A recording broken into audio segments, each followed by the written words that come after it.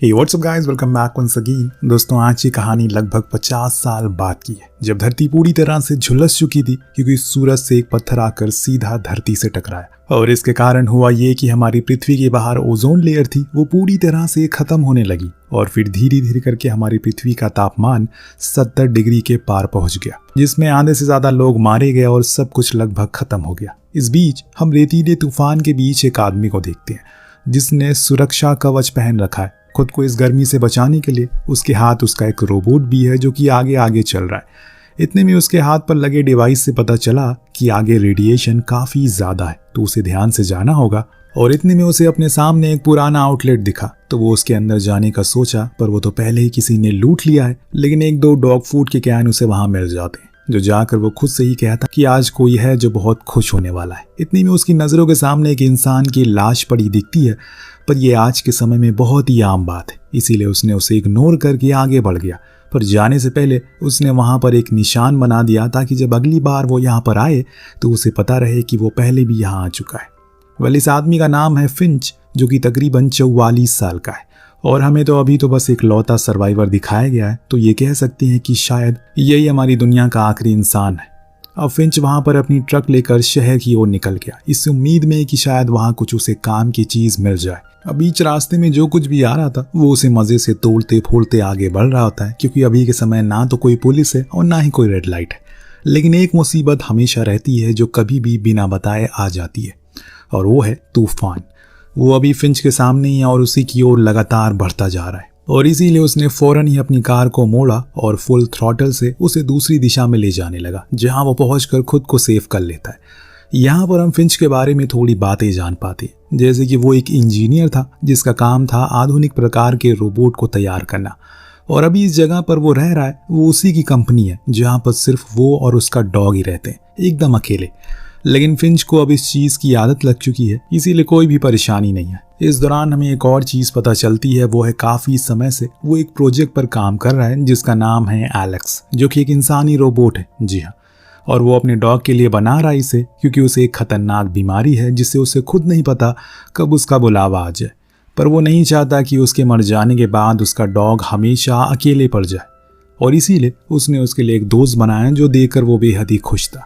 खुद के हाथों से बनाया इतना बड़ा आविष्कार को देखकर फिंच बेहद ही खुश होता है, इसीलिए वो फौरन उसके अंदर सब कुछ इंस्टॉल कर देता है, जैसे कि कैसे उसे इस जगह पर जिंदा रहना है, अपने डॉग की कैसे केयर करनी पड़ती है, और सबसे बड़ी और अहम चीज कि उसे किसी भी इंसान को कभी भी किसी प्रकार का कोई नुकसान नहीं पहुंचाना है। इस बीच कंपनी की लाइट चली जाती है, तो फिंच ऊपर लगी विंड मिल को चेक करने जाता है जिससे कि नीचे लाइट पहुंचती है। हालांकि वो उसे ठीक तो कर देता है, लेकिन उसे दूर से आता हुआ तूफान नजर आ जाता है, अभी तक का सबसे विशाल और खूंखार तूफान था।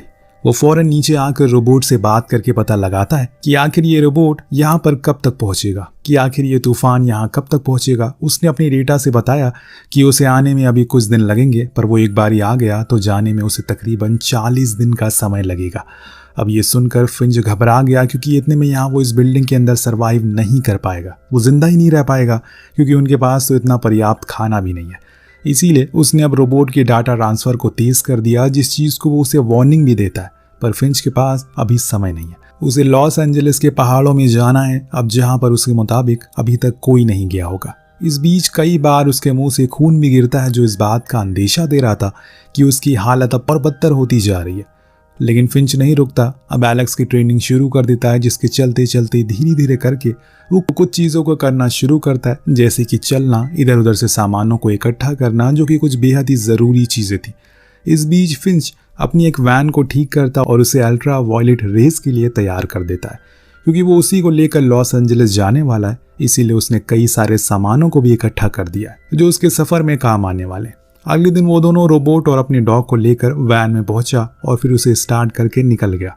बीच बीच में वो अपने डॉग और एलेक्स को बताता रहता है कि आज से कई साल पहले इस जगह पर हम गुजर रहे हैं, वो इतनी हरी भरी थी कि तुम सोच भी नहीं सकते। लेकिन अब बस यहाँ पर आसपास सिर्फ रेत ही रेत है, उसके अलावा कुछ नहीं, जो चीज़ उसे काफ़ी मायूस करती है, क्योंकि उसने इस शहर को हंसता खेलता हुआ जो देखा था। पीछे बैठा एलेक्स अभी भी इतना बड़ा और एडवांस नहीं हुआ है, जैसे एक नए नवेले बच्चे को हर चीज़ देखने की उत्सुकता होती है, उसे भी कुछ इस प्रकार की उत्सुकता है। पर फिंच उसे अभी धूप से बचा कर रखता है, क्योंकि अगर वो धूप में गया तो जलकर भस्म हो जाएगा।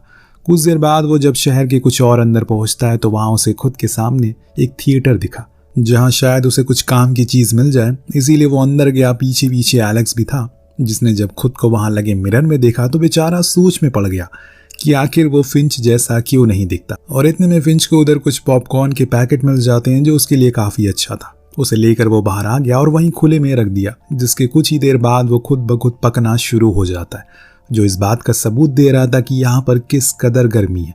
तभी फिंच की नजर पड़ी उस तूफान जो अब और तेजी से उनकी ओर बढ़ रहा था। इसीलिए उसने जल्दी से वैन को घुमाया और निकल गया। कुछ दूर जाने पर उसके हाथ पर लगी रेडिएशन डिवाइस बीप करने लगती है, जिसका मतलब ये था कि अब वो ऐसे ही भागकर सरवाइव नहीं कर पाएगा। उन्हें यहीं पर खुद को रोकना होगा। इसीलिए फिंच बाहर आता है और अपनी वैन को चारों ओर से खूंटों से गाड़ देता है, जिसमें उसकी मदद एलेक्स भी करता है। होपफुली उसकी वैन इस तूफान में ना उड़ जाए, वरना सब कुछ खत्म हो जाएगा। लेकिन जब आखिरी खूंटों को गाड़ने की बारी आती है तब तक तूफान उनके पास पहुंच चुका था।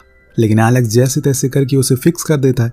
फिर ये लोग अंदर चले गए, पर वहां इतनी ज्यादा तेज हवा थी, सब कुछ अपने आगोश में ले लिया, कुछ भी नहीं बचा। बस एक खूंटे की मदद से इनकी वैन अभी तक रुकी हुई थी, जो कि एलेक्स ने लगाया था। जो पता चलने पर फिंच काफी खुश होता है कि अब वो उसके कामों में मदद करना चालू कर दिया। इसीलिए उसने उसे बनाया था। खैर, इसके बाद अब एलेक्स और फिंच के बीच अच्छी दोस्ती हो जाती है। पर एक सुबह जब वो सो रहा था तो उसका डॉग बार बार भौंके जा रहा है।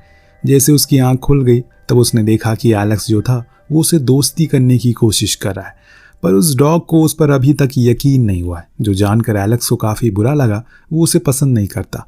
तब फिंच उसे समझाता है कि तुम्हें किसी से दोस्ती करने के लिए पहले उसके भरोसे को जीतना पड़ेगा, तभी वो इंसान या फिर वो जानवर तुम्हें अपना विश्वास जताएगा। ऐसी छोटी छोटी बातें फिंच उसे पूरे रास्ते बताता रहता है कि उसे भी वो एहसास महसूस हो सके जो किसी इंसान को होता है। ये लोग अब पेट्रोल पंप पर रुकते हैं, क्योंकि फिंच की तबीयत अब और खराब होती जा रही है। अब जब उसने बाहर देखा तो वहां एलेक्स वैन को चलाने की कोशिश में उसे ठोक देता है। जो देख फिंच फौरन बाहर आया और उसे अपना सूट मांगने लगा, क्योंकि अगर वो इस धूप में बाहर गया तो जलकर मर जाएगा। लेकिन एलेक्स उसकी बात को समझ नहीं पा रहा था। वो बार बार उस वैन को ड्राइव करने की कोशिश में लगा रहता है, जिसे तंग आकर फिंच आखिर में उसे अपने हाथ उस धूप को लाकर दिखाता है, जो कि कुछ ही देर में जलना शुरू हो गया। और ये देखकर उसे समझ आ गया कि उसे कितनी बड़ी गलती कर दी। इसीलिए उस दिन के बाद से वो चुपचाप रहने लगा। उसके अंदर भी अब मायूसी जैसे इमोशन आने लगे, जो कि काफ़ी रेयर है। अब वो फिंच से भी बात नहीं कर रहा है, क्योंकि उसने उस दिन उसे डांट जो दिया वैन चलाने के लिए। हालांकि फिंच तो उसे मनाने की बहुत कोशिश करता, यहाँ तक कि उसने उसे वैन दे दी, जो पाकर वो थोड़ा खुश हुआ। अब शुरुआत में थोड़ी खराब ड्राइविंग करने के बाद उसे ढंग से ड्राइव करना भी सीख लिया। इससे फिंच को आराम करने का और समय मिल जाया करता है। उसी रात ये लोग बाहर बैठकर थोड़ा आराम करते हैं। तब एलेक्स पूछता है कि क्यों ना हम लोग रात में ट्रैवल करें, गर्मी भी कम होती है। तो फिंच उसे बताता है कि हमें सिर्फ गर्मी से खतरा नहीं है, बल्कि उन जल्लाद लोगों से भी है जो किसी भी हद तक जा सकते हैं खुद की भूख को मिटाने के लिए। इतना सुन एलेक्स सोच में पड़ जाता है कि भला लोग एक दूसरे को क्यों मारेंगे। तो फिंच उसे अंदर चलने को बोलता है। लेकिन जब सुबह होती है तो हम देखते हैं कि एलेक्स बाहर बैठा कंबल ओढ़ कर बैठा हुआ है। क्या रोबोट को भी ठंड लगती है? खैर, अंदर से फिंच दर्द के मारे कर्राने की आवाज आ रही थी, जो सुन एलेक्स फौरन भाग कर गया और देखा कि उसकी तबीयत और भी खराब हो गई है। उसे तेज बुखार है। जो देख उसका कुत्ता बार बार भौंक रहा है। तब एलेक्स उसके सर पर पट्टी रखता है, जो देख डॉग भी शांत हो गया। अब यहाँ एलेक्स को फिंच की कही हुई बात याद आती है कि अगर उसे मौका मिले किसी से मिलने का तो वो डॉक्टर से मिलेगा। इसीलिए अब एलेक्स खुद ड्राइव करके उसे डॉक्टर के पास लेकर जाने लगा, क्योंकि वही उनके इन हालातों को ठीक कर सकेंगे। अब घंटे भर ड्राइव करने के बाद ये लोग फाइनली सिटी पहुंच जाते हैं, जहां एलेक्स को एक अस्पताल दिखता है, जिसके बाहर वो वैन को रोका और ब्लोअर को लेकर अंदर चला गया ताकि कुछ सप्लाई को ढूंढ सके। पर जब फिंच को पता लगा कि वो लोग एक हॉस्पिटल के बाहर खड़े हैं, वो फौरन अपना सूट पहनता और बाहर निकलता है, क्योंकि दोस्तों ये एक ट्रैप था, एक जाल था जो और लोगों ने लगाया था। लेकिन तब तक देर हो चुकी थी, क्योंकि इस ट्रैप में ब्लोवर टूटकर बिखर जाता है, जो देख फिंच को बहुत गुस्सा आया, जिसके लिए उसने एलेक्स को बहुत सुनाया। पर वो तो उसे खुशी खुशी बताता है कि उसे यहाँ पर क्या क्या मिला। लेकिन फिलहाल के लिए अभी ने यहाँ से बाहर निकलना होगा, क्योंकि एलेक्स की गलती की वजह से कुछ बहुत बड़ा होने वाला है, जिसके लिए फिंच लगातार डांट रहा था। अब ये लोग वैन को शुरू करते और वहां से भागते हैं, पर तभी हम इनके पीछे खड़ी एक कार की लाइट को ऑन होते हुए देख सकते हैं। यानी कि फिंच का कहना सच था, कुछ लोग यहाँ पर अभी भी हैं जो कि अब जानवर बन चुके हैं और उन्होंने ही इस ट्रैप को लगाया था, क्योंकि उन्हें पता है कि बचे हुए कुछ सर्वाइवर यहाँ पर हॉस्पिटल में ज़रूर आएंगे। कुछ दूर जाने पर घबराया हुआ फिंच वैन एलेक्स को देता है और खुद की सेफ्टी के लिए एक बंदूक निकाल लेता है, क्योंकि उसे अभी अंदाज़ा हो चुका है कि ज़रूर किसी न किसी ने उन्हें तो देख लिया होगा। उसने जो सोचा था वही हुआ।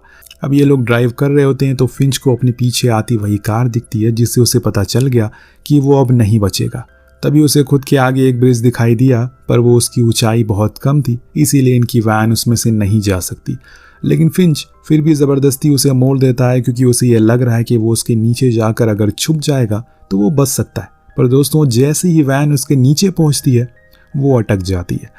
तब एलेक्स बाहर आता है और खुद के हाथों से उसे धक्का देकर निकाल देता है, जो देख फिंच बेहद ही खुश था और कुछ इस तरह से उनकी जान बच गई।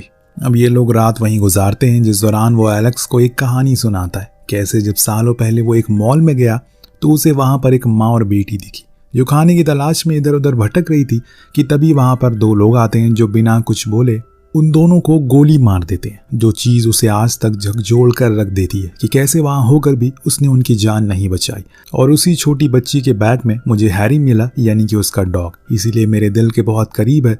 ये सुन एलेक्स को समझ आ जाता है कि हैरी की जान कोई नहीं ले सकता, वो भी नहीं क्योंकि फिंच के दिल के वो सबसे करीब है और वो उसे कुछ होने नहीं देगा। सुबह ये लोग फिर से आगे बढ़ते हैं और अब ये काफ़ी आगे निकल आए, तभी अचानक से एलेक्स को विंडशील्ड में बटरफ्लाई नजर आती है, जो इस बात का संदेश था कि यहाँ पर हवा अलग है, यानी कि साफ है।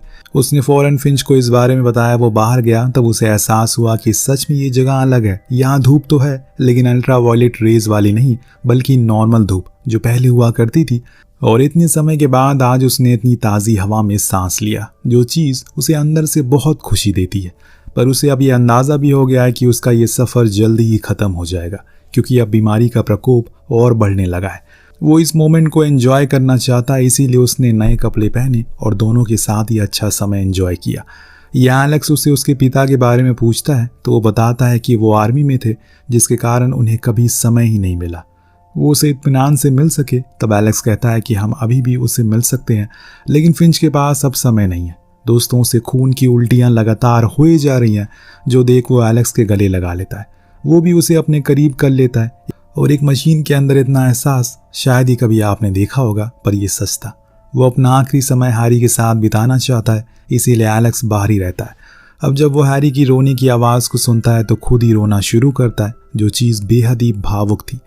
वो फिंच का पूरी रीति रिवाजों के साथ क्रियाक्रम करता है, लेकिन अब उसे आगे क्या करना है उसे कोई अंदाज़ा नहीं, क्योंकि अब वो पूरी दुनिया में अकेला पड़ चुका है। हैरी भी उसे दोस्ती नहीं करना चाहता। लेकिन दोस्तों, कुछ दिन बाद जब हैरी को भी एहसास हो गया कि अब फिंच नहीं रहा, तो वो उसके साथ घुलने मिलने लग जाता है, क्योंकि अब वही दोनों बस अकेले जो बचे हैं। एलेक्स अब पूरी कोशिश करता है ताकि फिंच की तरह एक जिम्मेदार इंसान बन सके और हैरी का हमेशा ख्याल रख सके। लेकिन अब उसे फिंच का आखिरी सपना भी पूरा करना है। गोल्डन ब्रिज पर जाना है, जहां पहुंचकर वो एक पोस्ट कार्ड वहां लगा देता है, जिसमें उसकी और फिंच की ड्राइंग थी। ये इस चीज़ को दर्शाता है कि अगर आप किसी को अपना पूरा समय देंगे तो वो आपके ऊपर अपना सब कुछ कुर्बान कर देगा। यही काम फिंच ने किया। उसने एलेक्स की 1000 गलतियों को दरकिनार करके उसकी सिर्फ अच्छाई को याद रखा, जिससे उनका रिश्ता हमेशा बना रहा। इसी दौरान उसे साइड में एक लड़की का पोस्ट कार्ड मिलता है, जिसमें लिखा था कि वो अभी जिंदा है। और ये देख एलेक्स अब उसे ढूंढने में लग गया। लेकिन क्या सच में वो सर्वाइवर है या फिर ये भी किसी तरह का ट्रैप है? इस चीज़ का फैसला अब एलेक्स को करना है और हमेशा फिंच की कही हुई बात को याद रखना है। हर कोई एक जैसा नहीं होता, फिर चाहे वो इंसान ही क्यों ना हो। इसी के साथ इस बेमिसाल कहानी का यहीं पर अंत होता है। तो मेरा सवाल आपसे है कि ये कहानी आपको क्या सिखाती है? नीचे कमेंट करके जरूर बताएगा। मिलते हैं अगली वीडियो में। Thank you so much watching. Peace out.